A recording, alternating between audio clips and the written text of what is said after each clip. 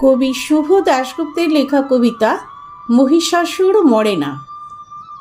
বছর বছর আশ্বিনে মহালয়ার পূর্ণ স্তোত্র বাতাসে ভেসে যায়।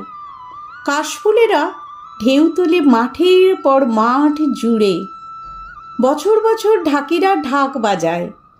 আলোয় আলোয় ভরে ওঠে গ্রাম শহর মফস্বল। নতুন আনন্দে হাসিতে গানে মেতে ওঠে দেশ। মা আসেন। দশভুজা দুর্গতি নাশিনী ত্রিশূলে বিদ্ধ করেন মহিষাসুরকে। প্রতি বছর অসুর মরে না, মরেও মরে না, প্রতি বছর আবার বেঁচে ওঠে। আবার মা জগজ্জননীকে ত্রিশূল হাতে ভীষণ প্রচণ্ডা রূপে জাগ্রত হতে হয়।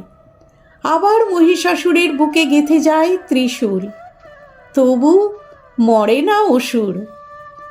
আসলে বছরে 4 দিন আমরা মা দুর্গাকে ডাকি, বাকি 361 দিন অসুরদের সঙ্গেই থাকি। তাদের সামনে মাথা নিচু করি, তাদের আস্ফালনকে ভয় পাই, তাদের ধ্বংস সন্ত্রাসকে সমীহ করি, তাদের ভয়ে আমরা কুঁকড়ে থাকি। বছর বছর তাই অসুররা মরেও মরে না, ফের বেঁচে ওঠে। বারবার বেঁচে ওঠে পাড়ায় গ্রামে মহল্লায়, শহরে নগরে বন্দরে, মাঠে প্রান্তরে। আমরা পূজা করি না, উৎসব করি। আমরা মন্ত্র বলি না, উল্লাস করি।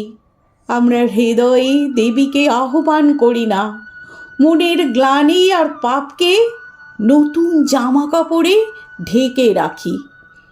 তাই প্যান্ডেলে প্যান্ডেলে বছর বছর প্রতিমা আসে, মা আসেন না, অসুরও মরে না।